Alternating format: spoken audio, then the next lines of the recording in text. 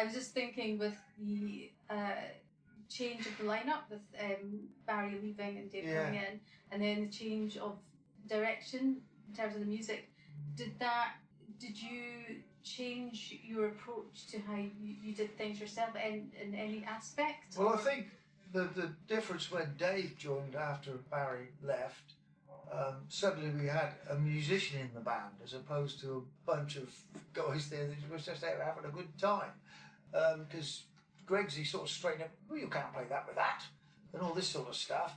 And he certainly straightened the thing out musically and put it into a direction that, arguably sort of people started to listen to, whereas there was a bit of a thrash there before that, and but once again it was off the time.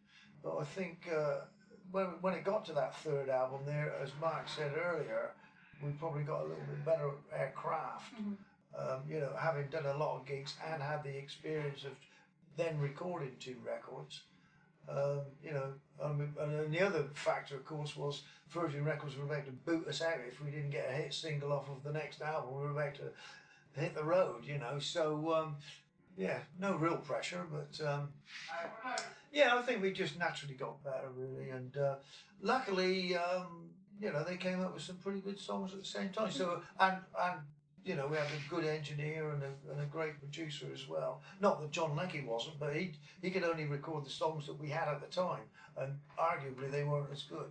So that's the way I get around the John Leckie, Steve Lillywhite situation. He's certainly no better producer, but he just had better clay to mould. Is that a thing? It is a thing. It is now. Did that make you? Do you think as a drummer you were forced to become a bit more sensitive because the material was becoming a bit more sensitive?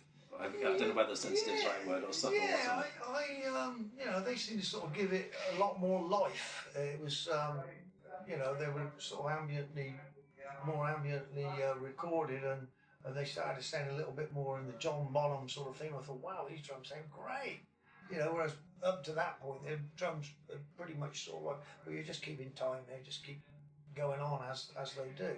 But it became a bit of a feature there because the material that Colin and Andy were writing, these were getting a little bit more, we sort of, getting away from the hi-hat, snare, bass, drum thing and incorporating more toms within the rhythm of the songs. And so it went in a bit of a different direction. And obviously with Dave's help, he was a multi-instrumentalist.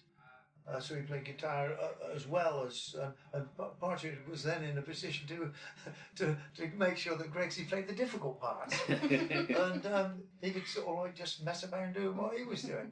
So it was we got lucky really. We had Partridge, who was a brilliant front man, singer. Well, he'd argue that he's not a good singer, but I think he is because he's the only one that could sing his songs really.